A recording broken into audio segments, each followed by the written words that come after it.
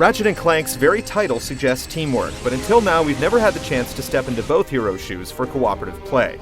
Ratchet & Clank All for One finally makes good on this opportunity with a 4-player cooperative campaign. Does it live up to the series' stellar track record, or does it fall out of orbit?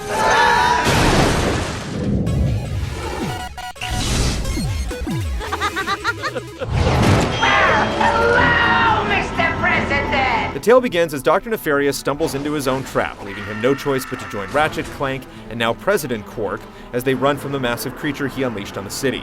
The monster's presence attracts a mysterious creature-collecting ship that captures them all, and after a bubbly little girl facilitates their escape, the party agrees to track the ship and stop it from terrorizing the inhabitants of a strange new world. Let me go, you half-wit! I'm trying! It's an expectedly lighthearted story that's easy to pick up on even if you jump in with a friend midway through the campaign. The plot's quirky, involving cute cuddly creatures, but the interactions of the lead cast never fail to entertain. Why did you save me? You would have done the same for me, right?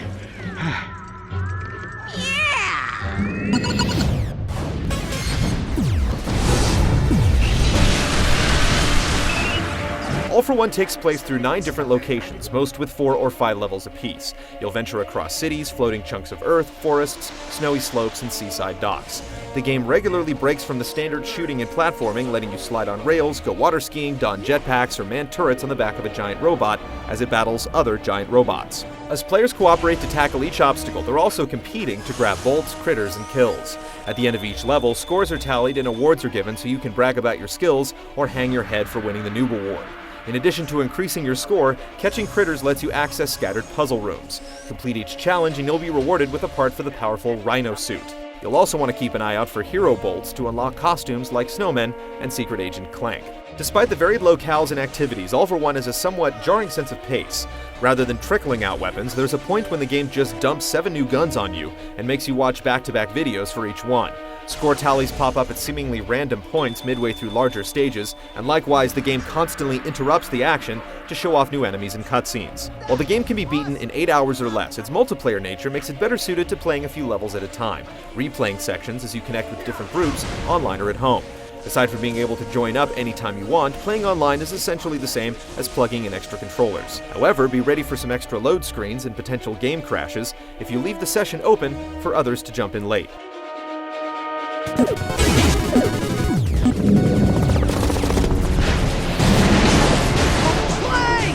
It's abundantly clear that All for One was designed around co-op play. Whether it's a simple matter of hitting switches in turn, or distinct scenarios like steering a raft or transporting a power source through hostile territory, working together brings out the game's best. In addition to guns, players can make use of a tether to latch onto grapple points or pull themselves to the closest player. Meanwhile, vacuums let you pull switches, launch teammates across gaps, or even revive fallen players.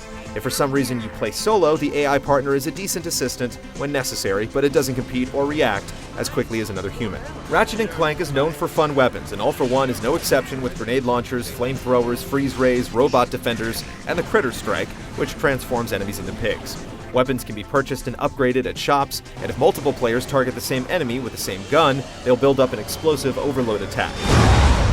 While it's great to have a big arsenal, there are certainly a few duds in the mix, and having to switch between 3 weapon wheels can be rather cumbersome at times. Surprisingly, it's the more standard shooting and platforming that suffer in All for One. Cheap deaths are the norm, and they can be caused by dodgy camera angles, frequent slow-mo that can trigger mid-jump, tethers that fail to latch on as you expect, or the game just literally dropping the ball. The camera doesn't always let you go where you want, even if there are items just off screen. Many times, it's just hard to keep track of your character in the chaos of enemies, gunfire, explosions, flying bolts, and herds of pigs.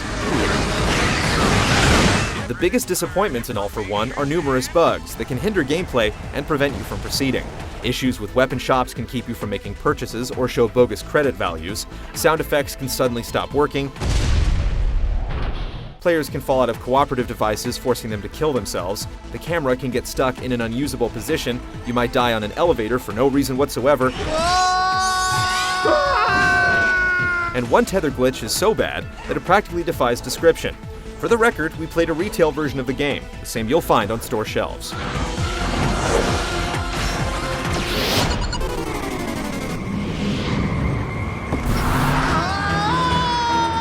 All All for One keeps the animated feel of the Ratchet & Clank series intact, with creative locations and a robust selection of imaginative creatures. What it doesn't have is the crisp feel or wow factor of its predecessors. Background details are often blurred while textures look rough up close.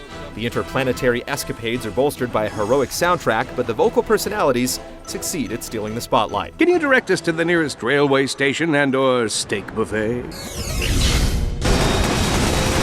does he look angry.